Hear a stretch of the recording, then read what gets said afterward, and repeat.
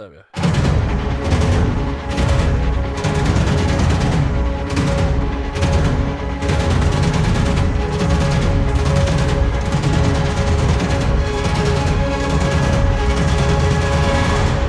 Hello, everybody, and welcome to the Byzantian Brewscast with my good self, Kenny Chicksack, and my co-host.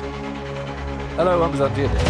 Welcome to another episode of the Byzantian Brewscast, your one-stop shop for all things tabletop and RPG related, sometimes even of the video game variety. You vocoding yourself right now? Oh, it's just the clean microphone thing. Hang on, I can actually turn the voice changer off completely. There we go. Fair enough. But just messing around with that voice mod a bit myself for the free version anyway. Nice. But yes, I figured it might be easier to cue you in if you can also hear the intro. Oh, that's fair. I could definitely pick it up. Cool. But, yeah, you've been experimenting with the old voice mod yourself, have you? Yeah, sometimes I forget to leave it on and it sounds like I'm in winter's protection. Because it's the first thing because when you boot it up, it's the first thing that turns itself on. Yep. Very funny. But useful. Yeah, the fun stuff's sort of locked behind paywall. I'm not sure I want to, Ah, right. To be fair, I don't know how much it is now, but like I paid for the permanent thing. And Yeah. It's like 15 one-time payment. I don't know if they've changed it now. Maybe I was just lucky to be an early adopter. Yeah, potentially. There was a lot of stuff there though. How's the week been? It's been all right. Yeah, it's been quite a quiet week, but I mean, it's been fun. I went up to Solihull on Friday. No, it was Thursday. Sorry, yeah. I'm telling lies. It was nice, actually. Yeah, I haven't been to Solihull for a while. But they've changed how the buses are now. So, like normally there's the 6 that goes to Solihull. Well, now they've introduced a 6E, which doesn't go all the way into town, which is really weird, because they haven't noted it on the bus, like, thing on top of the bus. The LED thing. Why would they do this? Yeah, it's like, oh, okay. So I had to get off, wait for a normal number 6 to go the rest of the way that I wanted. Very strange. Seems like more work to go a few feet, but okay. Yeah, it's just like... Well, it was like 14 stops, so it stops at the end of Shirley.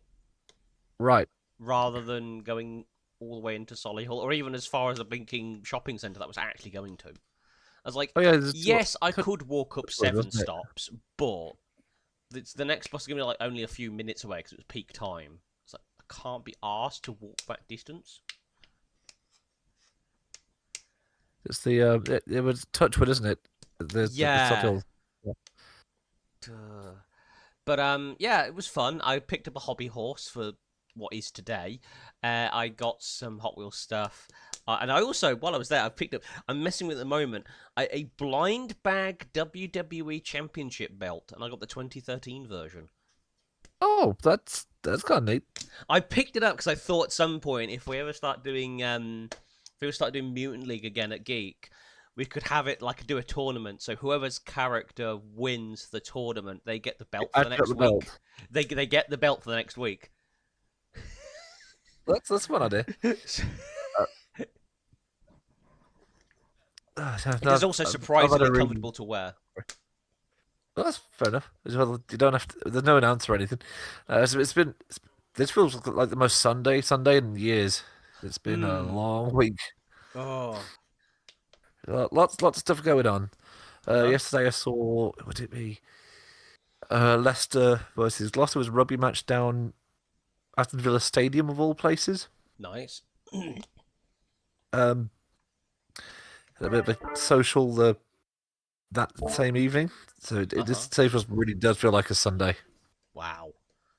So it's nice. I've just been actually watching some of the Sunday streams when they come out now, which is really interesting. Hey. I actually read out the Sunday streams. It's just the weirdest stuff. seen a couple of the commercial chaos stuff live. I need to watch some of the commercial chaos stuff. I'm a bit behind, but I'm like, There's there's there's some old adverts out there that are just really strange. uh-huh. What else have I been up to? I just oh yes, for a bit I did pick up for like 2.99. I picked up the new Age of Sigmar magazine because Oh, it's really good. It's 2.99 oh, the for first edition of some. the Yeah, what's it? We were talking about it like the previous couple of yeah, weeks. you mentioned it, and they Where charged was at that? Was least that at 20 Forbidden Planet? for. Yeah, no, I saw it in my local Tesco up the Oh road. wow, I know, nice. it's really weird. So I was thinking they'd probably charge like 20 quid for each and more. So Yeah, £3 is really, really good. yeah. Actually got me looking at potentially looking to Skaven lists. Uh, That friends. but I'm torn between do I do Age of Sigma or do I just do Old World? Because Hmm. I don't know, there's something about Age of Sigma that really does sort of force you to pick very specific army lists. Yeah, it's like And unless I'm you're not sure building. about that. Yeah, it's like build optimally or don't build at all. So, great. Because I like the Warp Engineer. Hmm. It's got a decent rifle, which is kind of there's not a lot of long range in Age of Sigmar for this Skaven that I Yeah. found. So he's kind of a cool unit. But looking at other models, I really like the look of, and I like the Plague Monks. Hmm. 'Cause Pestilence time. they're really weird. I think they're cool, but they're different clans, so I'd have to have a really wonky list. I Like, mean, to be fair, that's still you know, very Skaven. Even if it's like, oh, these are different clan-specific units. But like, yeah, that happens a yeah, lot in Skaven, but then you'd surprisingly. have to have like an exact leader for the other clan stuff, and it's just like I could play the old world and it would not matter. Yeah, yeah. Oh, yeah. Or I could just get an older copy of Warhammer Fantasy and just do that. So I Old don't have to. school. It says so I don't have to worry. That's a Clan Sky unit. I can't use that with my Plague Monks. Hmm. Even though what I want is just a kind of a compact army anyway, relative Yeah. for Skaven. I just want to pick cool units that sort of work together and have a cool looking like small skirmish army. I don't want to have to engineer this optimal list of stuff that works every single time. It just Hmm. I just don't want to enjoy the hobby anymore. Hmm. Yeah. Same with Kill Team. I'm looking for like I might want to get into the new Kill Team, but you can't just have a unit of like the older books would have it as the unit type would be like if it's a guardsman squad, Hmm. it was that, and you could have pretty much whatever you wanted. You could mix in some uh, Tempestus Scions in there as well if you really wanted, and Yeah. it was fine. Kind of a really weird mixed unit, and it was like, yeah, sure. And the weapon options were just straight from the codex. It was really nice and straightforward. Hmm. But now it's like that every kill team is hyper specialized and can only be used in a certain way. You need to have this exact gear on them.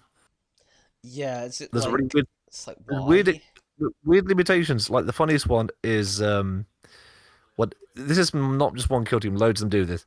The sergeant model will have like a really weird option for like you can give them the equivalent of a chainsword and a plasma pistol, or a uh, power weapon equivalent and a not a plasma pistol. Like, why could you not have both?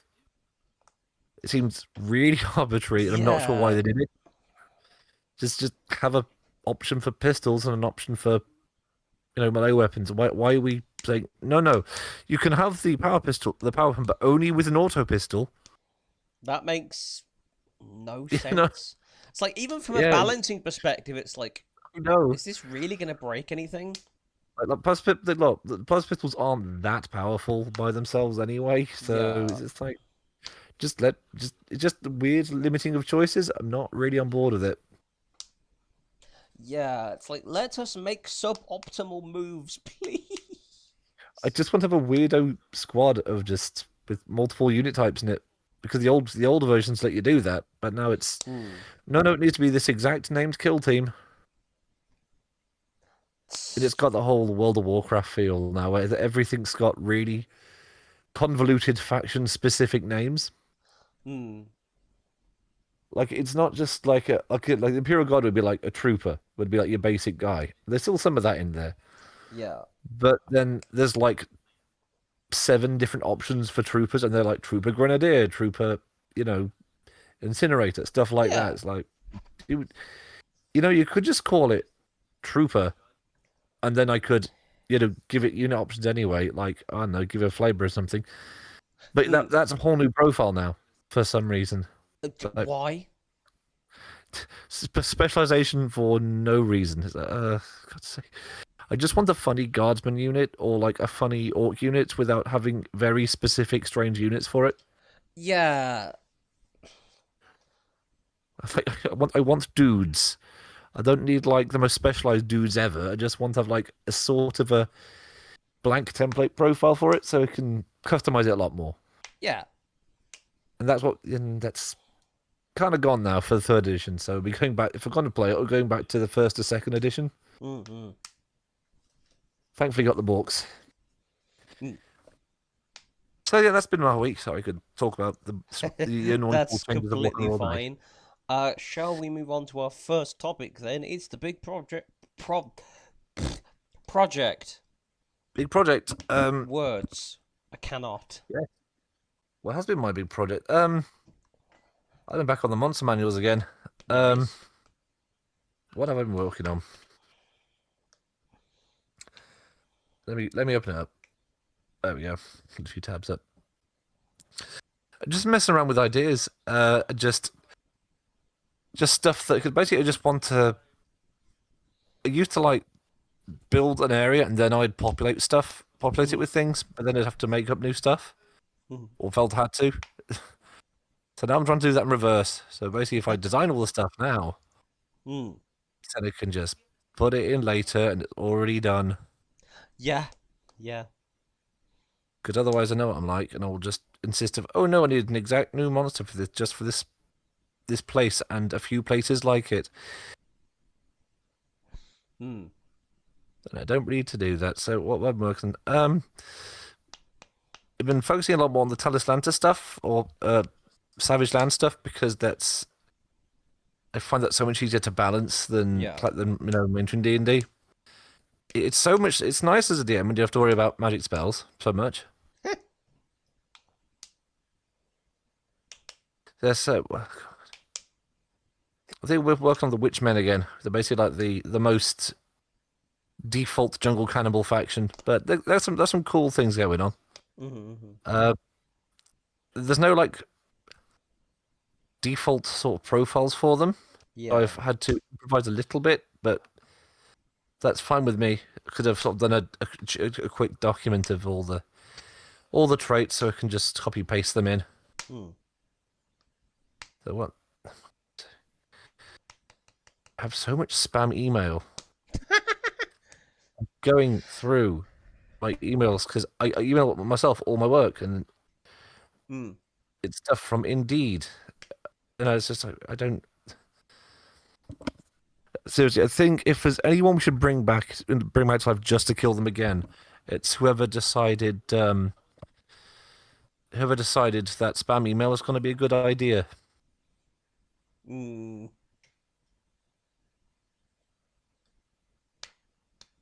For God's sake, down to 31 emails. It's installing on this. Jesus Christ. I wonder how the guy who invented spam emails feels about what spam emails are like now. Because didn't like spam I originally want. start as just like a bunch of jokes between people? I It's like wish I this will could be show him. funny. This is your work. This is your fault. It's like you did this. Now I've got 30 million different Nigerian princes and Roman methods, etc. of like stuff in my inbox. Why? Why you do this? Some dude posted something on like LinkedIn, and I've never heard of them, and I'm not really going to care about them, but now I have to know apparently. Yeah.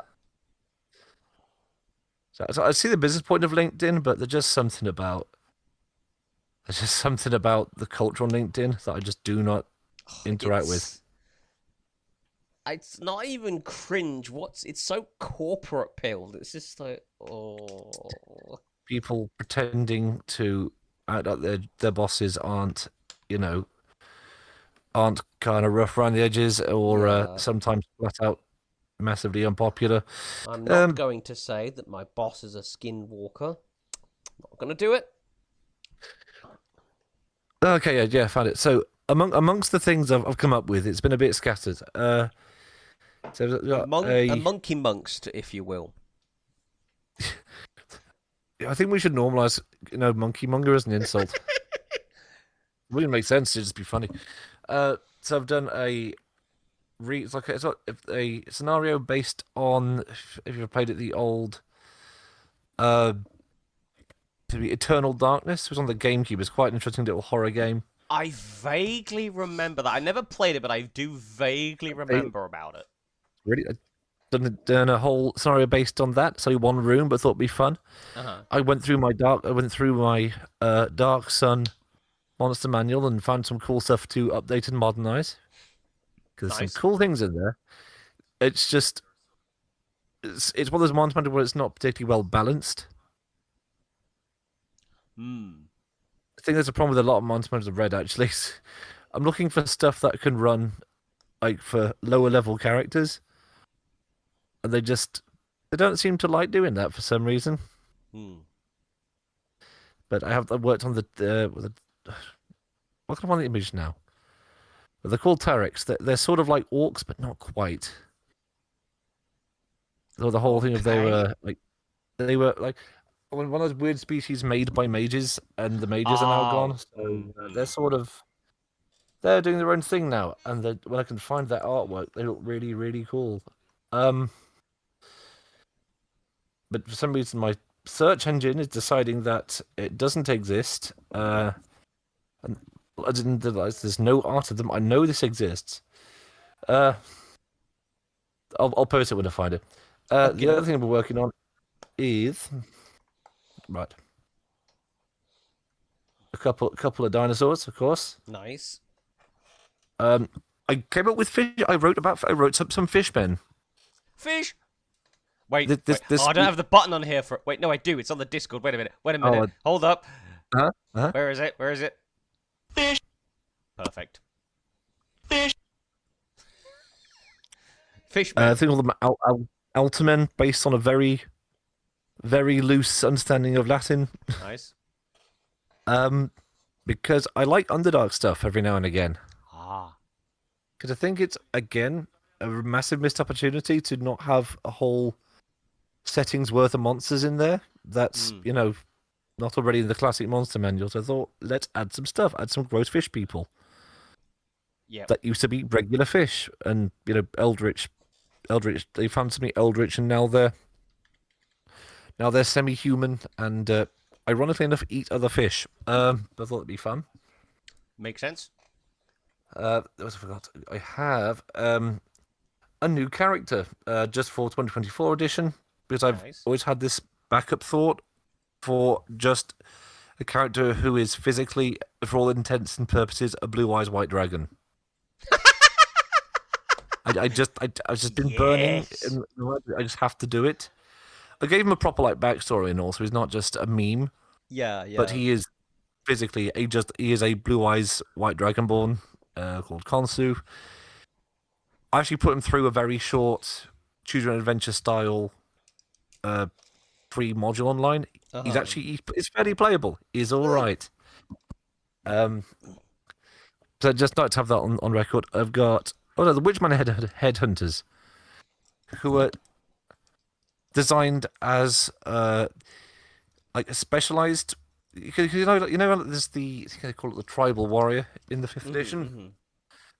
It's like a specialized version of that, where their whole thing is more about knocking out and capturing people rather than out and out killing them. Yeah. So they specialize in maces and axes. because it's Savage Land. I think they deliberately specialize between what material. Like bone is like the worst kind of weapons you can use, and there's stone and obsidian. It's quite a fun little system. Hmm. So they can use like the borrow the weapon mastery system from the 2024 edition, which is just makes them slightly better at using certain things, which is neat. Hmm. And they specialize in capturing, and they actually are better at fighting anything that's running away from them or weaker than them. So that they literally just bully people. Mm. Bully people, knock them out, drag them back to the tribe, probably eat them. So that's not particularly nice characters, but I think it fits the book. And the last thing I did, name completely unrelated to the Blue Eyes White Dragon stand-in. I came up with a villain for Harakir, who would be like a sort of a sub-villain, I guess. Mm. Finding a name for him was hard, so he went with Atem, because I know that one. The entire concept was, in short, what if someone who was born into a rebel family decided not to end up joining the rebels? Makes sense. So the short of it is, he was but a child, born to a couple of tradesmen, and of course, obviously, no one liked the pharaoh because he's a weird, mad dictator. Fair enough. So of course they were loyal to they were pretty poor family, which is pretty standard in Harakir. Mm. But they were made only even poorer when effectively the rebellion has to, get its supplies from effectively a protection racket by another name. Mm-hmm. This actually kind of made Atem think twice. Go, wait, hang on. The rebellion has nothing to offer me. Yeah. And yes, the pharaoh is mad, but he sort of caught on to that fact that his high priests are constantly plotting against him anyway. So he's weirdly aligned himself with one of the high priests, and of course he had to do a lot of, quite a bit of backstabbing, and definitely plotted to murder a whole lot of the rebel high command in a sort of poisoning attempt. Mm-hmm. Nice. And now he has a weird covert unit of of former rebels that are very rogue adjacent and just do a lot of nasty backstabbing and stealth work.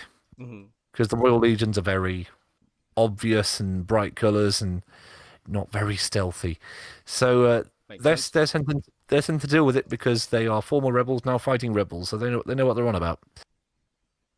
So I wanted to have a crack at making a villain that wasn't that could have been at one point sympathetic, but is really still ultimately made selfish by other people. Mm-hmm. Mm-hmm. Sort of like someone who is by most accounts a bad person, but by through the circumstance, not because they're innately bad people. Yeah. They've been made into a bad person by a very, very bad situation. Mm. That and it fit into how I was running the campaign before, where basically the whole trouble is you can get rid of the pharaoh, but who takes over? So that's sort of the big that's the secondary conflict of the whole thing. So that's been tinkering with. What you've been messing with, the big project. So I haven't done a whole lot of Word documentation stuff at the moment. I've been doing more stuff with the emulator stuff, and it's funny you should mention defaults. Oh, because I've gotten WWE 2010 SmackDown vs. Raw working on my emulator, and I have literally just before starting the podcast today made default. Is he as overpowered as before? Well, guess we'll find out. But what I'm going to do is I'm going to make a bunch of custom ones. I'm going to ask yourself for some ideas. The classic and, would be and then possibly default. because it's on the PC, I might Right. actually be able to stream it in a way that you could actually co-host. I would love that. Because it's always dark default. Just give him like robot hands. And like a scouter or something. Yes, he went dark and learned other moves that weren't default. The only other one I've done at the moment is in the Divas division, just Gold Ship. I made Gold Ship. I might do a bunch more Horse Girls because that's funny. Did you catch Joel? Joel did the Vine wrestle not too long ago. Oh no! I think he's uploaded the video now. Nice. It's really funny. Excellent. So yeah, I've been working on. I've been working on that. I was actually gonna start working on a racing style RPG because I was really wanted to look into that. But Yep. I found out, and this is kind of melding into Tabletop Book Club, some crazy people already made a Hot Wheels tabletop game. Turns out. Yeah, it's called Drive to Survive. Right. It's based in the canon of the Accelerator series, which makes sense. That is like the one narrative thing Hot Wheels ever really did. Yeah, so bruh, this stupid ads, bruh. Shut up. So how it's do you on add a story Scribd, to unfortunately. Here we go. Hot Wheels? The point of the short the fifth movie. Yep. Oh, for fuck's sake! I hate this ad thing. It's just, oh, here's an advert. You can't see this page because there's an advert for ourselves. Oh, is it behind the paywall? No, it's not behind a paywall. It's just like, oh, please upload a document to download this document or subscribe to read and download. I'm like, no. I've got to wait. I've got to wait for a few seconds and then I can skip it. Right. So, the basic game mechanics and structure of Drive to Survive most closely resemble those of the Call of Cthulhu tabletop RPG. Okay, does that make sense? The game is intended to be played as a surface representing a track, your own Hot Wheels diecast models, so it is like scale. I guess the game is scaled to the diecast themselves, which makes sense, and dice in addition to character and vehicle sheets provided. Wait, vehicle sheets? I can come up with my own. You can, like, design your vehicle. That's cute. The unique driving mechanic, pun intended, of this game is that there are separate character and vehicle sheets. Each character has a unique skill set created by allocation of trained skill points, and each vehicle will have a unique footprint of strengths and weaknesses as well. Some will be objectively better than others as well. This reflects the truth in this universe. Even the best driver in the world can't do that much in a Toyota Corolla. I love that. You got a problem with the Toyota Corolla, mate. Bruh. But likewise, the worst driver in the world wouldn't be able to do much in Reverb either.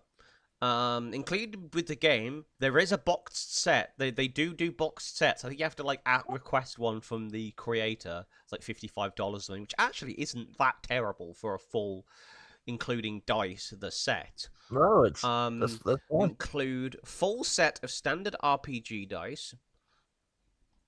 D100 being most common roll, D20 views of Fairman as well. The game uses an inverse dice rolling mechanic. Oh, bit like Call of Cthulhu, I guess. So roll low is good. Yeah. Right. Okay. You're trying to get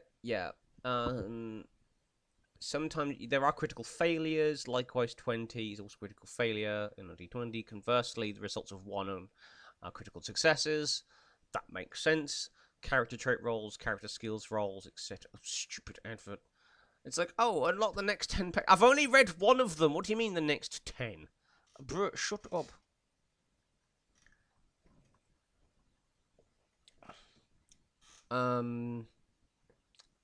Venture creation. So character traits, dex, size. Right. Okay, that's a funny one. Just how big your character is. So this actually does make sense, because in the show there are two characters which are like juxtaposed of each other. One is called Monkey, and he's like a thin stick insect guy, and the other is called Porkchop, and he's like the size of 3 men. So right, I get that size could actually be a thing. Right, so we're talking about Hot Wheels still, because I know nothing about the deep Hot Wheels lore. Yeah. Deep Hot Wheels lore. So size of your character, I guess, matters in this RPG, right, which makes sense, actually, now I think about it. Strength is self-explanatory. Luck, think, so I guess intelligence. Oh, cognition as a whole, not only intelligence. Okay. Mental agility. How quickly the process react to information. Both dex and think influence both reaction time and therefore driving both the character. Ah, right, because it's like reaction time. Yeah. It's not just a case of being smart, it's a case of being able to react quickly. That makes sense. Confidence, but which is basically it's, I guess it's like sort of pseudo charisma, but it's like it affects other things as well. Your self-confidence. And then there's climb, computers, concentrate, dodge, electronics, grapple. Grapple is a skill. Okay. Hide, intimidate, jump, and kick. Cool. Did you do much kicking in a Hot Wheels game? There is in fact physical combat with the characters, I guess. Oh right, okay. Leadership, mechanics, medicine, use heavy machine. What? Oh, because big, special functions with big vehicles, right? So it does actually seem to be quite comprehensive. But I'm like, do I want to make like just a very simple? I might make my own RPG anyway, but something's a bit simpler because this seems very in depth.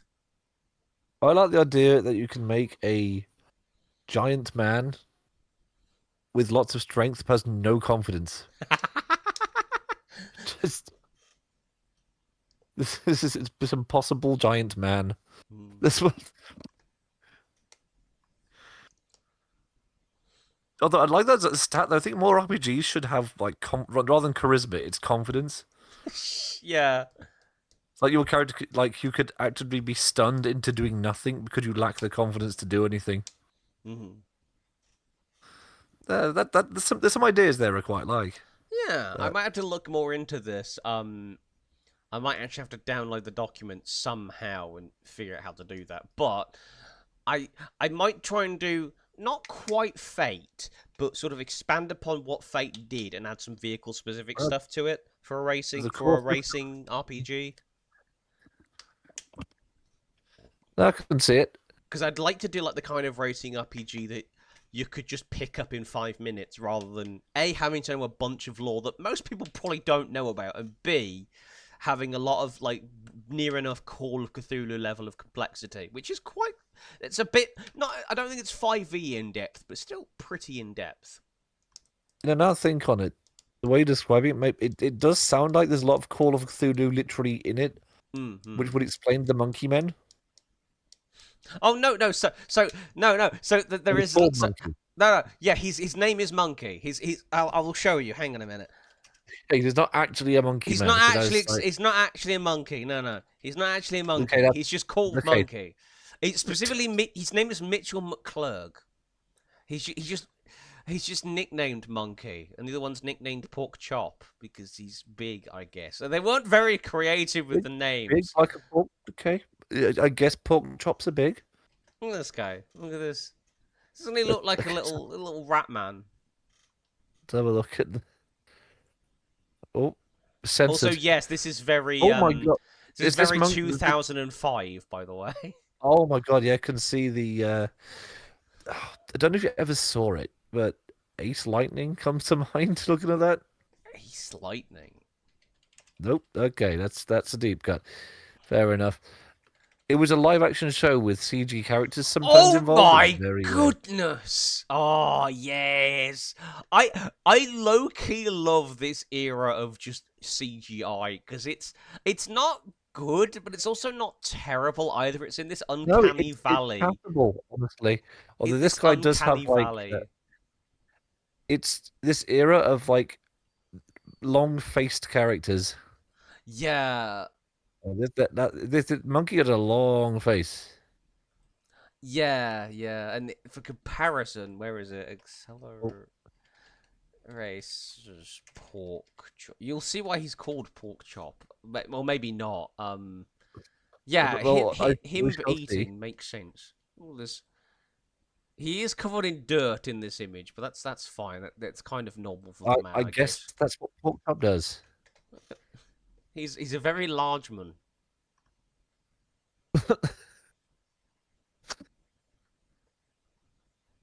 it does. It's very 2000s. Yeah, every mid early to mid 2000s Western show had to Yeah. have like big eat food a lot strong man. Big guy who's half or all of his personality is food based. Yeah, or big guy who is basically an orc in human form. Oh god, I don't remember like this weird CG to like was it Butt Ugly Martians? Another one I remember. Oh, I remember, but I actually had figures of But Ugly Martians. Don't ask. That's yeah, that was an experiment. Yeah, Didn't they have like multiple seasons of that show as well? Somebody was they watching this certainly show did. for multiple seasons. There's They had a somebody. PS2 Yeah, of game as well. course they did. The PS2 had everything. Mm-hmm. I'm pretty sure there was a Bratz racing game on the Yeah. PS2 at You know some what's point. annoying? So the logo. So we're going off topic here, but we'll circle back to it Yes. eventually, guys. The logo for But Ugly Martians looks really cool, and then you watch the show, and it's like, So, oh lord. yeah. Even like their like battle armor suits look really cool. It's like pseudo space marines, but then you have Yes. to look at their I vaguely remember faces. that bit. It's like, Well, they did say they were butt ugly, so yeah. they Although weren't the lying. humans in the show don't look much better. Okay, yeah, that I only have very slight memories of that show. I just remember it was very ugly. Yeah. Right, so how would kicking work in this game then? In the show, Yeah. there is actually some elements of combat in the show. There is Oh, one part of I want to say the second movie where they infiltrate the enemy robot people's base and they right. actually start fighting robots because one of their cars gets blown up. And so they're defending themselves from Right. robots. Which is kind of crazy because while the basic ones are like human sized, I think it's the Right. LD01 type. They're like fucking massive. They're like size 1 mech size. It's like what kind of crazy person are you to try and fight these things? You stupid. This, this sounds like if the music video for Blue Yeah. down to a T. This is really funny. But yeah, so it would. I guess it's one of those things. It's like the melee combat is probably very, or like person to person combat is very secondary. A bit like in Lancer, where it's like Right. it doesn't happen often, but you need the rules in case it does happen. That's fair. I mean, I can't imagine many times you'll be racing and also you need to kick someone at the same time. Yeah, It's gonna be a very strange circumstance. Okay. but yeah, I might Also, design my own thing, maybe. there were two movies, so this must have done really, really Oh no, there well. were 4. 4 movies. Yeah, this show only got cancelled because Mattel were like, this is getting too popular to the point where it might actually eclipse the main brand. That's amazing. This is like when you discover when you watch one movie from a franchise and then you sort of grew out of it and then you discover they made like 8 movies. Yeah, yeah. Like, what do you mean? What do you mean there's a Passion of the Christ 4? That's probably a thing, actually.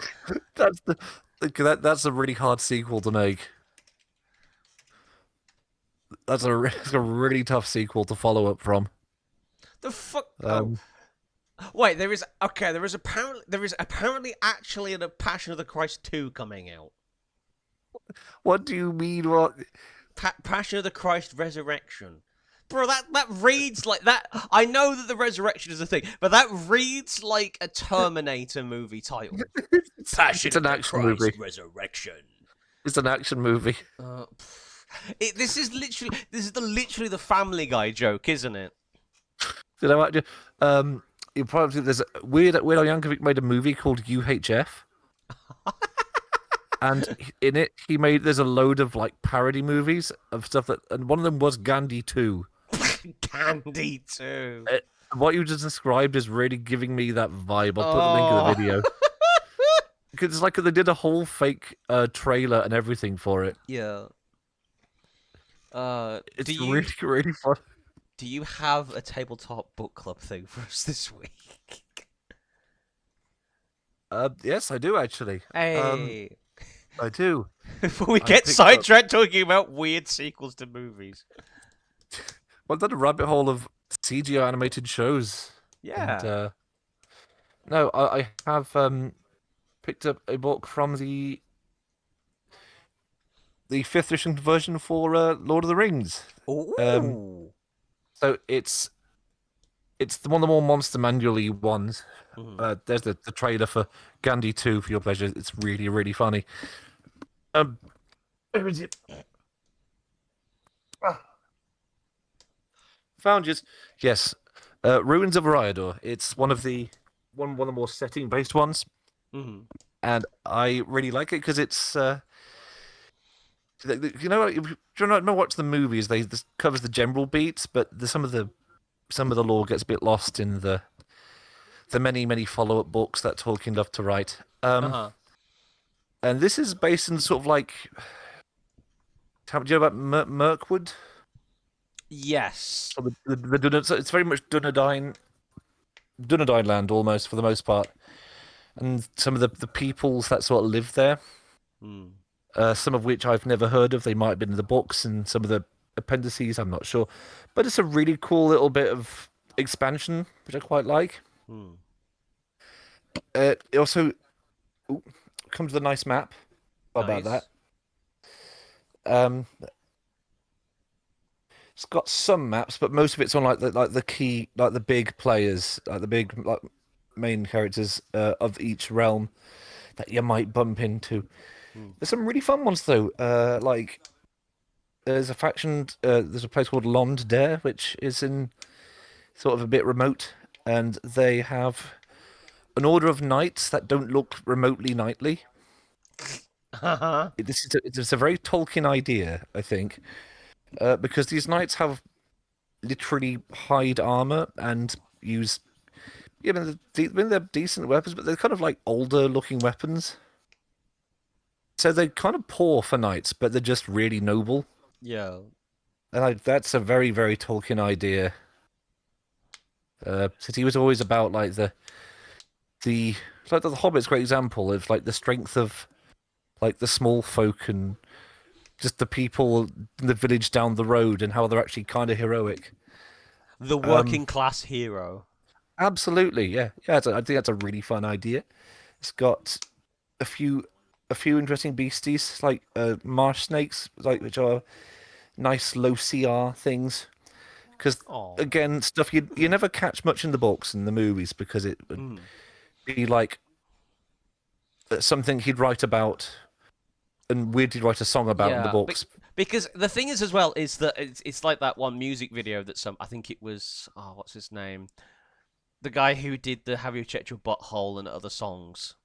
Yeah, What's his oh name? yes, He did one. It's like how about how much Tolkien just goes. These guys are walking and they walk and they lots of walk and walking. they walk some more.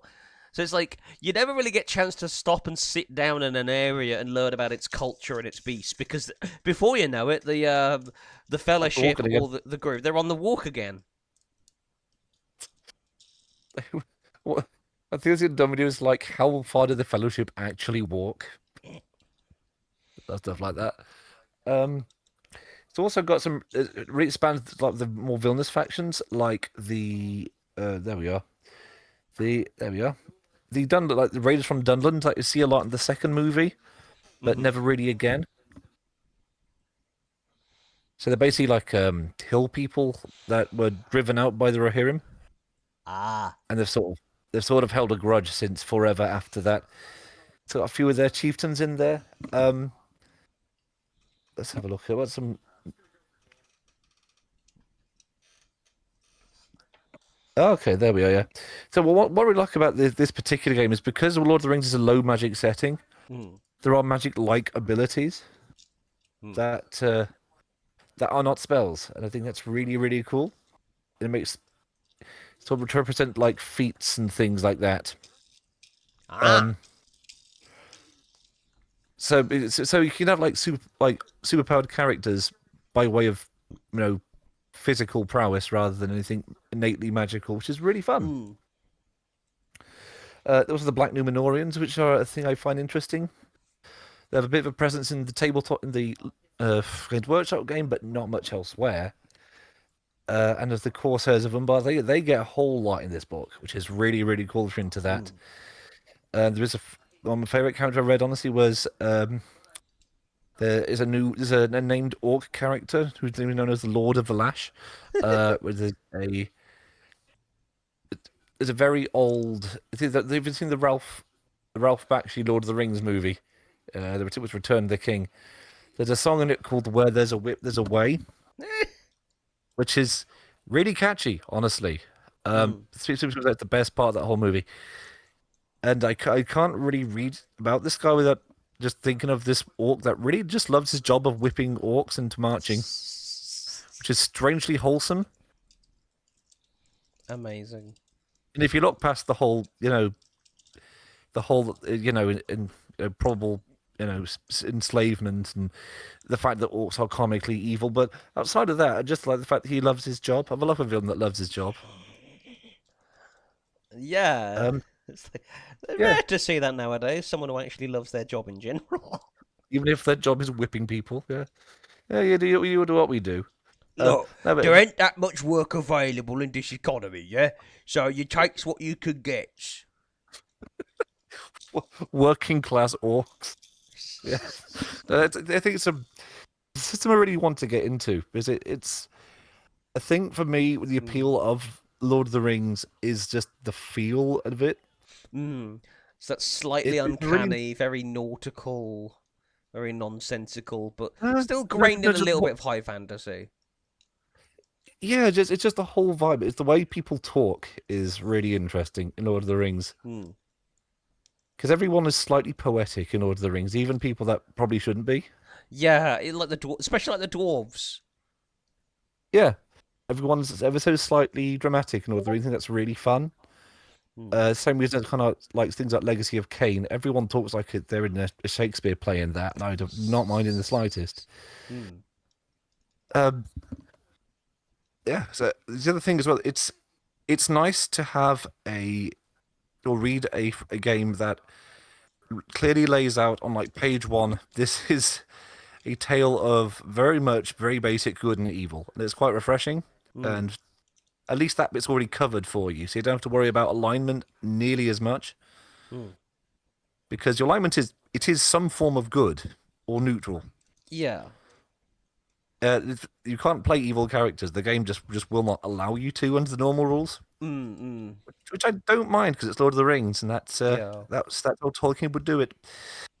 I think the equivalent of that is they call it shadow points. It's sort of like the corruption of the ring, and so you can get shadow points, and it sort of like compels you to do certain evil actions, and you can remove those, and it's quite hard to do. But again, very, very in line with what Tolkien would have written. Yeah. So I think it's really nice. You can't play as Gollum from the start, but you could sure as hell accidentally become Gollum. You could end up as Gollum. Yeah, I think you'd probably have to new character at that point, but So I was really quite impressed with it. There's a lot of characters that I'm not sure are probably in the books only, and I don't recognize most of them, but I did welcome that. It's very in depth. I found that if you want a really thorough read, that's also a monster manual sort of. I'd recommend Runes of Eriador. It's very, very solid. Hey. Yeah. So moving on. Yeah, let's move on to our next segment. It is Critical Fumble. So, brief one from me before we do any major fumbling about. Have you heard about the Great Easter Egg Heist? No, but I feel like I have to now. So, apparently, somebody nicked a whole bunch. Let me find the article. Yeah? Someone stole a bunch of Kit Kat Easter eggs. Yeah, thieves steal lorry containing over 400,000 Kit Kat chocolate bars. This was yesterday. This was reported, which includes like Easter eggs and stuff like that, because of course it Right. does.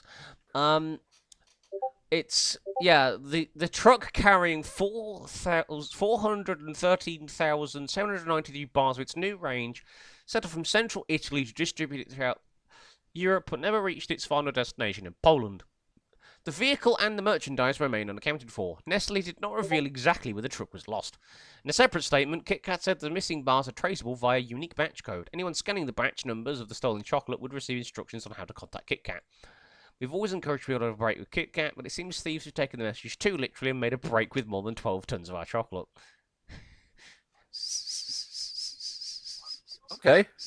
So, did they know they were stealing lots of chocolate, or was they just target the lorry and it just so happened to be containing loads of chocolate? Doesn't say. I guess like we will know more close as the people maybe get arrested or whatever, if they get arrested. It's like there's some sort of like black market chocolate dealing I have no knowledge of. KitKat have released an official statement. We can confirm Amazing. that 12 tons of KitKat products were stolen while in transit between our factory in central Italy and the destination Poland. We are working closely with local authorities and the supply chain partners to investigate. Good news, there are no concerns for consumer safety and supply is not affected. Thank you. What do you mean supply is not affected? Clearly 12 tons worth of supply is affected. I like how they measured it in tons. Not how many were stolen, just how much it would weigh. Yeah. What's heavier, 12 tons of chocolate or 12 tons of steel? See, either these are thieves who were stealing a lorry, not knowing what was in it, or they were dedicated to stealing this exact brand of Easter egg. To be fair, given that it's like, given the price of Easter eggs at the moment, I wouldn't be surprised. They're like, we gotta steal Easter eggs. It's the new market. Like Easter eggs are way up in price at the moment. We've got to get a cut of that. We got to steal the truck. Well, I think we all know who one of the main culprits is. Go on. Easter Bunny. I mean, how are we not immediately arresting that guy? Yeah, I was about to say something stupid, say Dr. Eggman, but I feel like Sonic the Hedgehog would be very different if, like, Dr. Eggman was, like, really obsessed with eggs. I need all of the eggs, Sonic! I'm going to take all the fucking eggs! I'm going to Costco! You can't do that! That's one of those supervillain plans that would cause a lot of damage, but not directly. No, you know what it is? It's one of those supervillain plans that would appear in, like, a math textbook. I stole 7 cakes! Dr. Eggman has sold 17 pallets of eggs. How many tons of eggs remain if each egg weighs 1 pound and a pallet of eggs contains 12 boxes of 6 eggs? Please answer using a logarithm. There you go. That's your. If anyone's doing logarithms in your college homework, there's your homework for the week. Why answer with a logarithm? Why Dr. Eggman stole 7 pallets of eggs from a total of 12 pallets of eggs? I do have tonnage. Sorry, Karen. I do have a built-in interest in very strange crimes. Just like, why would you do this? Oh, it's like to qualify, it has to be a crime that could be bad, but it's so weird and specific. You gotta wonder why you would have ever considered to do it.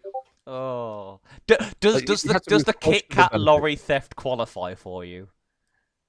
It kind of does because, it qualifies if they knew that was what was in it. Yeah, I feel like considering the Kit Kat lorries, generally they have their own special like cabins. I think they have their own cabs, which are like Kit Kat branded. I think. So I wouldn't be surprised if they knew. Some people try and steal money. Some people steal Easter eggs. It's fine. it's going to be hard to beat that one. That's really weird. Um, suppose the obvious one would be you got to kind of feel bad from this, but the Leicester versus Gloucester game. It was 36-17. Leicester won very, very handily. Oh, And the first two tries were in the first 6 minutes, which I have never seen in any rugby game. oh no. It was mental. And I think Gloucester was like technically the home team as well. Hmm. So I do feel kind of bad because it was an amazing start to the match because Aston Villa has like the money to actually spend this kind of stuff. They brought out all they brought out all the actual human children mascots and then the actual mascot, and they had like those boxes that just launch fire up, like the fire plumes up into the sky. Oh.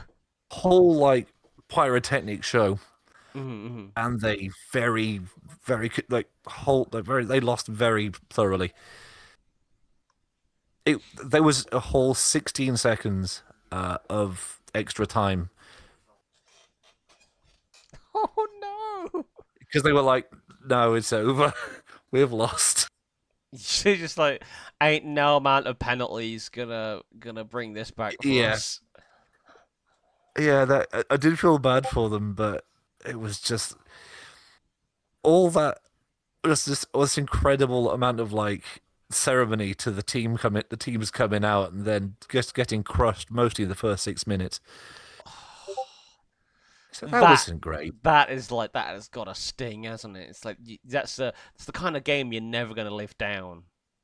Yeah, weird thing as well. I found out that apparently there were two Gloucester players. There were two Gloucester players on the Leicester team, one Leicester player on the Gloucester team because they swap players, for contracts and things. Hmm. So that must have been the really awkward game to play. Yeah, yeah. So I was watching the game and thinking, there's going to be some talks in that locker room, and they're not going to be good. Mm, oh no. I think that's going to have to take the spot for me. Yeah. What have you found this week? So I don't normally talk politics stuff, but the White House recently released another AI video Oh for no. National Agriculture Week, and people are confused. Um, so it's they've done an Animal Crossing, but they didn't ask Nintendo's permission or anything. Oh no. So that's not going to help them in the lawsuit because apparently Nintendo is already suing them over the tariff situation. We know how much Nintendo likes to sue people. Yeah, it's like, I love it. bro, do you even? It's kind of almost like proof of like, does anyone in the White House actually play video games? Because I don't think they do. Because if you knew the slightest thing about video games, it's don't give Nintendo more rope to hang you with. Because they will do it. They got Nintendo ninjas. It also doesn't help that the video is quite cringe. Oh, I could. What is it? Very. How do you do, fellow kids? Yeah. Luckily, it's only like 10 seconds long, but it's still just like, I have played Animal Crossings. yeah. It does feel like that. Fabulous. Love it. It's like great. It's like you look appreciating farmers for for National Agriculture Day is cool, and You think we should that's probably that's do that good? in the UK if we don't already. But like, really, Animal Crossing? There wasn't like a better.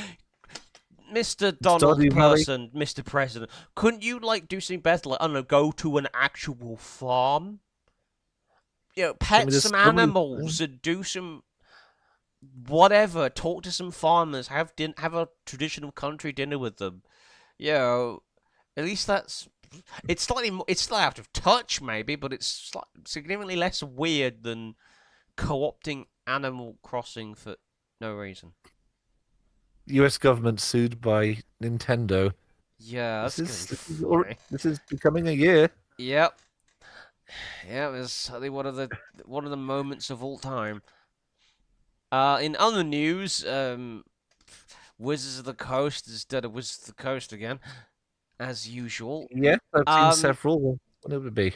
yeah, so that at this point, people are now starting to get confused as to what set's being leaked when, because now we're seeing preview content for I think it's the Reality Fracture set, which isn't till like the end of this year. Right. So I'm like, we're still in Teenage Mutant Ninja Turtles, but I guess it's like, oh, this set is not doing good. Quick, do some cool reveals to the most anticipated set of the year, even though it's way off yet. We need to give them a crumb of in-universe stuff, which Isn't it? weirdly is a Isn't bit there like weird. 8 sets coming out? Something daft like that? Yeah, probably. I know Oh there's like Lord. one, two, three. There's 5 or 6 main sets, and then there's like probably some auxiliary stuff as well. It's I'm starting to lose track with Magic, to be honest. I'm starting to lose I think we track. need like some sort of like red string chart to understand these Magic releases. Yeah, yeah. Because I was There's so looking at much some of the like new stuff. I was like, oh, is this from the yeah, next set? It's like, wait, no, this is a like a color shifted thing, so that must be from the not quite planar chaos set that's coming out at the end of this year. I'm just like, why? I am a Magic understander, and even I'm starting to get confused at this point. Stop. how many people are going to be able to get all these cards and then learn how they work in time for the next set? Yeah. Yeah, this going to be. How can you effectively build like how often they run? I don't know how often they run these tournaments for Magic, but I imagine like cards take like a few months to people to figure out how to use them. Really, so how can you really do that when there's so little time between each set? Yeah. Yeah. I don't get it. It's the best problem and worst problem to have. Is there's too many Magic cards coming out. No one Yeah. can get you. It's very weird. It's also like because of like the amount of Universe Beyond stuff, there's not as much cohesion. So it's not like you can just look at a card and immediately understand what it does because there are like set mechanics which are unusual because they fit with the law of the universe, but they're not necessarily standard Magic things. So it's like, what? It's like, oh yeah, the mechanic from Teenage Mutant Ninja Turtles. I can't remember the name of it now, but it's like it's ninjutsu, but it's not, and it's got its own name, and it works very slightly differently to ninjutsu, which is like great. Oh, great. I This have is to like learn one a of the universe-specific keyword. that will only apply to this one universe and never Yep, again. yep. It's like okay. Great, huge, yeah. It's like you're going through the old well now the at the time new Teenage Mutant Ninja Turtles cards, Hmm. and there was just mechanics unique to them Yep. that were probably never going to show up in any other set. Yeah, yeah, like the So mutagen that's stuff. It's like cool. it's Yeah, unlikely that we're gonna see mutagen again, at least for a good while. It's like, okay. yeah, yeah. It just feels like Disney buying out loads of IPs without understanding much of the IP. Yeah, it does feel that way. It And really just, does. just like pop up. You know what? I'm gonna make a very broad prediction.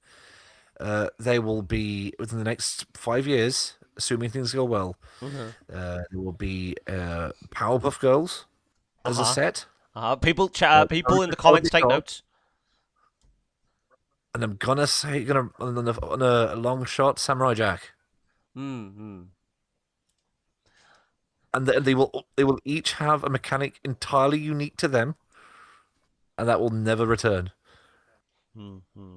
I'm just waiting for the inevitable Rick and Morty secret lair. Oh god, they were the Szechuan sauce all over again. You have to have a very high IQ to be able to play the Rick Sanchez deck. Do you? They're not really. But they might overcomplicate it. Yeah. But You have to do quadratics to understand this. I mean, there's already a card in Magic that makes you do math. really. Yeah. TG card that makes. Does it get a lot of play? I don't think it's that good. Oh, okay. Was it this one? Ah! Yeah. Here's one. I mean, this isn't the one I was thinking of, but here's one. Do you like prime numbers? I, as much as the next person, yes. There you go. There's a commander that cares about fucking prime numbers. Zamone, the all-questioning. Right? You control a Prime number of lands. Yeah. How is there much? How much synergy does this mechanic get? None. Literally none. There is no. I don't think there's any other card that cares about prime numbers specifically. So why did this one come? That's the don't what? I don't know. And there's also Mathemagics. Oh God. Yeah. Do you That like? sounds like Do you like? Master Magic. Do you like? Let's have a look. Do you like cubes or squares?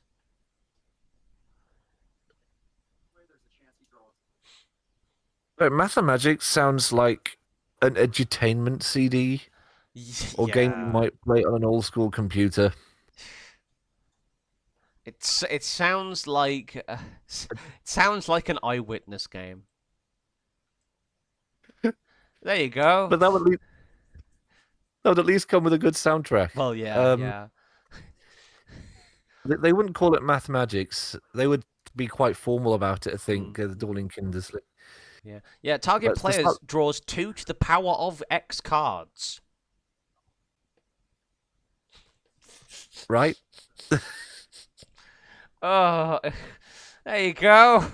It's just some maths. Why? Is it good? I don't know. I actually don't know. I'm still trying to solve the maths to how many cards I'm meant to be drawing. Yeah. This was this year, 2026. Oh Yep. my god. This was quite What recently. are they doing? What are they doing? This is not. No, I don't like it. This Even my week of, friend, one of my Strixhaven. friends, was saying like, even if this card is like good, I'm not gonna play it. I don't need that mental pain in my life. They were straight. People spend like 10 minutes figuring out, wait, how many cards am I drawing exactly? Like calculators out. Yeah. But yeah, it's just like, Wizards, please can you just like release your new preview stuff in order, please? It's starting to get really confusing. We're past the perpetual hype point, and it's now just like perpetual Confusion. Yeah. Perpetual jet lag. I feel like I'm getting jet lag from Magic releases. This is what jet lag feels like. I've never been on a plane, but if someone said to me, "Do you know what jet lag feels like?" I would show them a picture of like the new Magic stuff and say, "What set is this from?" That's like a good quiz category, I think. What What set set is is this Magic from? card? Just pick some very obscure cards with very odd effects. Yeah. But yeah, that's my critical fumbles for the week. Let's move on to something that's hopefully not a fumble. Our homebrew of the week. Yes, this was an interesting one. I went back to Lanta for this one because the theme was From the Mist. Is one of yours. it was nice and open-ended, so it could have meant just about anything. Assuming it will work, it's gonna work for me. We love to see it. I come up with a new mobile frame for Lancer, Nice. and I went specialized in a very unique way this time. I sort of reinterpreted Mist a little bit for this to pan out, but I think it's an idea that would work in most mech universes. The idea it's called the Custodian, Right. and it's designed to use chemical weapons. Ooh. Sort of like it has sprays a sort of toxic chemical mist, a little like a flamethrower. Ah. But the main sticking point with it is it looks very boring to look at. They don't even have unit numbers on them Oh. because Okay. because in the universe they legally don't exist. Ah. They're effectively the mech war crimes. You're not supposed to use them, but people with the right kind of money know all about them. Hmm. It's a weird situation because the pilots of these units, they're usually pretty good pilots, but they aren't have the actual their experience time in the custodian on their record. Yeah. It's like being an actual member of an intelligence agency. You can't just say, "Oh, by the way, I'm a spy." Yeah. So they basically join some of them that don't fit into civilian life. Sort of end up when they're older, joining other military units and other mechs, and they're just extremely talented already, and it doesn't make any sense on paper as to why they're so good. Hmm. They do to be awfully paranoid though, because they don't like even the thought about just losing having their frame be destroyed and left behind to salvage. They don't like that because that might mean oops, been found. Yeah. And they don't have any legal protection either, so they're paid a lot to do covert jobs, usually assassination style missions, and often like suppressing rebellions that often don't have mechs of their own. So their whole thing is they don't like to be seen, they don't like to get caught, and even when they leave, the actual custodian units, they have this horrible paranoid streak and don't tend to trust anyone or tend to talk much about anything. Spooky. Yeah, I thought, what if I designed a mech-based war crime? It's a really interesting idea. So that all their systems are about. So they have erective weaves they can brace to become invisible, and so they're all about not being destroyed and being fairly stealthy. Let's have a look here. The frame traits. The first one is the ID Scrambler. So if you any check to scan them or detect them, have additional +2 difficulty. Makes sense. And the other one is self-destruct sequence. So they can set their own mech to self-destruct and leave no evidence. Also makes sense. Scuttling, as it were. This way I looked into flamethrowers. I called it the Pandora Chem Thrower. Hey, nice. It is based on Pandora's box, I think I was thinking at the time. Otherwise, it has an assault rifle and the light nexus. The idea being they have very basic weapons that can be very easily standardized and assumed to belong to many, many different units. So aside from their main weapon, they have boring gear. Because, the more they don't stick out, the better they can actually operate. Makes sense. But that's their main weapon. It's anti-armor 1. And it has 4 burn, which is very much like a flamethrower. It's 1d3 energy. Makes sense. Let's have a look. Who else is there? Yeah, it's funny. I wrote it. Most of it is about the fact they're mostly illegal and shouldn't legally exist or be used whatsoever. But I had a lot of fun. I think at the time I was watching like the tail end of what would have been Gundam Wing, and there's some of that, and just I was very much inspired in the moment. So what have you come up with this week?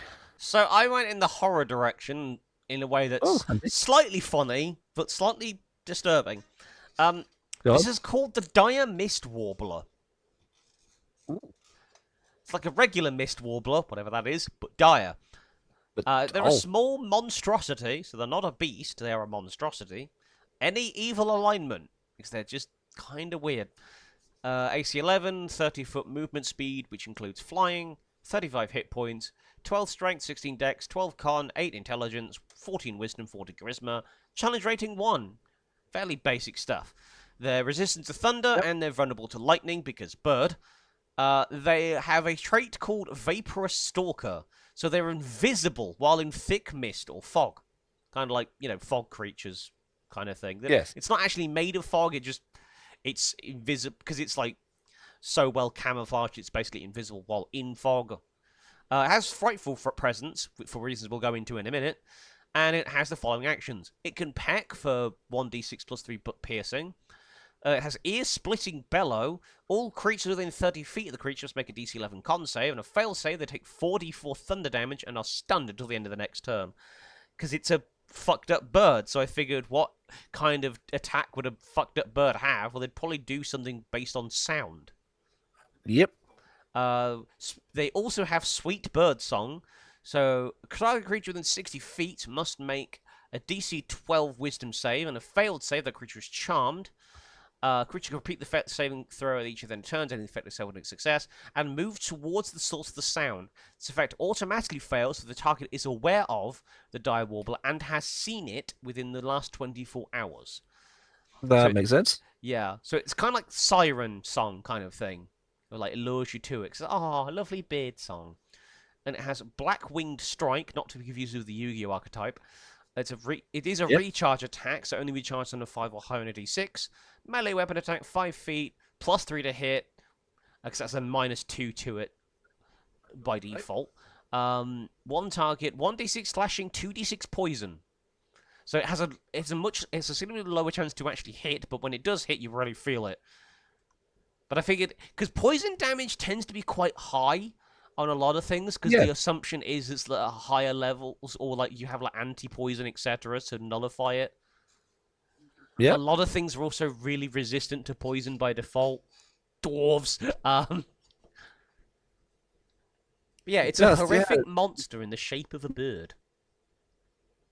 So it's not a bird, but it's one of those. It looks a lot like one. Yeah, It's a mutation of the normal swamp-dwelling bird, the mist warbler.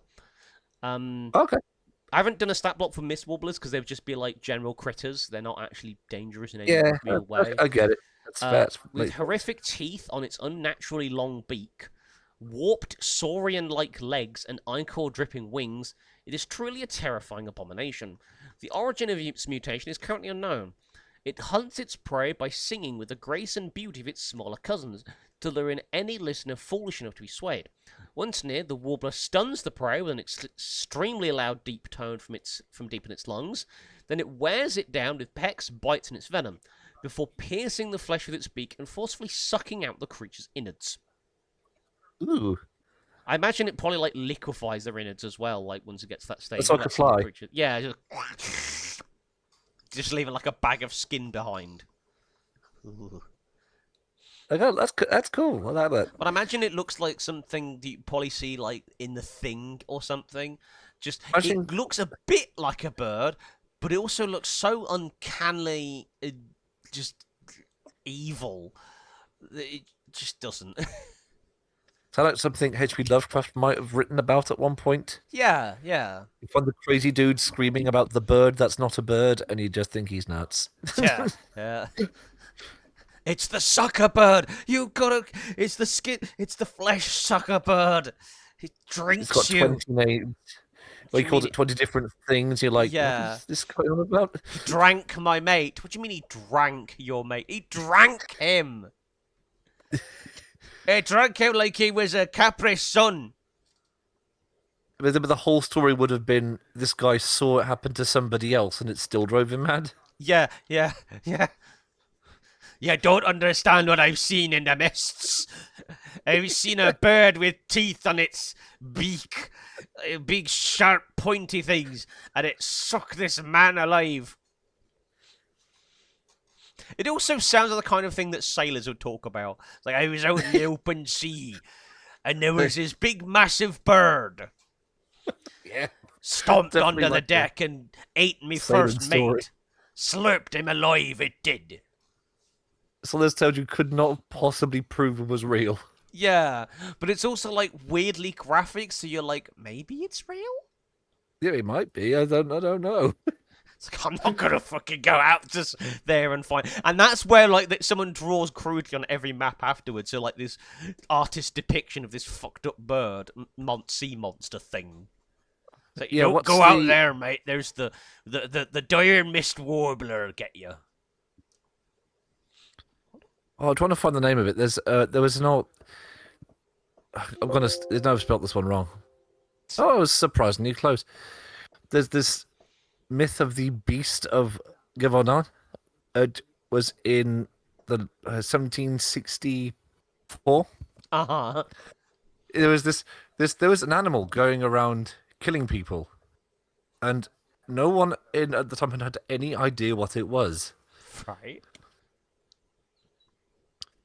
Some people think it might have been a lion. We're not entirely sure, but it's got this mythical status now. It's kind of what you've written about here.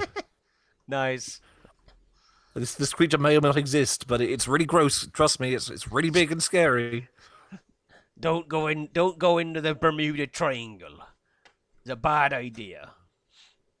That's a topic that we could put on the wheel. Just the Bermuda that's Triangle. Sure. Yeah, I don't think of that. It's adjacent to the mist, though. Yeah, yeah. Bermuda. Yeah. Okay. Yeah. Speaking of, I think it might be time for the wheel. Yes. Wait, hold So on. there are some new additions. Of insectoid, glass cannon, cultist, non-horse mount, goblin Nice. adjacent, Mm-hmm. extreme size, Okay. and Bermuda Triangle. Nice. So, a little bit of everything. A little bit of everything. Spin that wheel. In. Okay. The next week is extreme size. Hey. Make of that what you will. Dick jokes technically allowed, I guess. I thought I'd get that out of the way because that might come up one way or another next week. Right. Yeah. So extreme size. Any closing thoughts? I don't actually have anything really this week, closing thoughts wise. I'm a bit head empty this week. I will say today's service went well. People appreciated the me using the hobby horse. I mean, it's not a donkey, but people got a giggle out of it anyway. So I hey. was going to ask about why you had a hobby horse. Yeah, it was a Palm Sunday thing. You know, Jesus goes to Jerusalem. You probably had it in school where don't know you if this is lay right. down Okay. your palm leaves and Yes, then, I do remember. someone that. Yeah, comes fair enough. along and yeah, but it's like I couldn't. It's like there ain't no way I'm finding a hobby. Yeah, I'm finding like a donkey. So I thought Hobby. horse that'll do, and I cut out with some craft card. I cut out some palm leaves, very shoddily, cool. but it was fine. Yeah, I think people had a bit of a giggle about it, and I got to make about 3 horse puns. So You know you like your pun. No, I think it's good that that was an innocent use of that hobby horse because the hobby horse is one of those things you own, which could raise a lot of strange questions. yeah. So that's good to know. Do you have any closing thoughts? Yes, I do. Last couple of weeks, I've had a couple of sessions. You know, have you seen the posters at Geek lately? Or there's a guy who's playtesting his new board game called Lahir. All right. I've had a couple of PlayStation sessions with it. It's really solid. It's like chess, but not quite. Uh huh. The not quite bit is rather than the pieces are set for you, you choose the pieces, and there's Oh. javelins, swordsmen, pikemen, and cavalry are the main four. Okay. And there's sort of like a Fire Emblem style wheel of what beats what. Uh-huh. So it's like you can have some weird combinations. Like I know this is just playtesting, so I've been trying all sorts of weird versions. I think last time it's been experimenting with archers to see if they go in, and they are slightly random in how they work. So I did. So I tested it by having as many ranged units as possible in one army. Okay. Yeah, so it's been just testing stuff out. It's a really solid game. Nice. So yeah, if I want to play test it, Birmingham he's looking for play testers. It's a really solid game. If the post is to be believed, if you do enough playtesting, you might get a free copy of the game if it gets its Kickstarter money and backing and all that. Huh. So this game's called Lahir. It's a really solid game. Yeah. Nice. I'll have to get that look into actually and speak to the bloke and be like, "Oi, I have an interest. I have Look, the interest."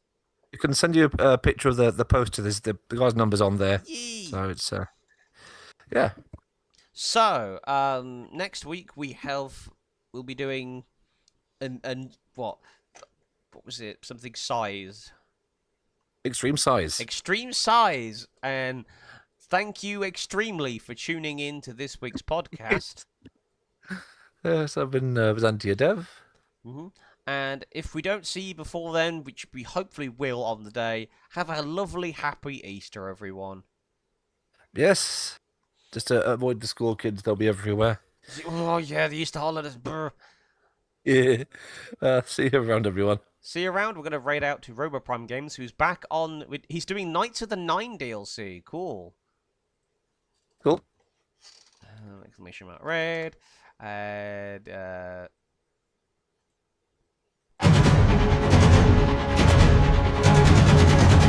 See you guys, same Byzantian channel, same Byzantian place next week. Bye-bye. Bye-bye.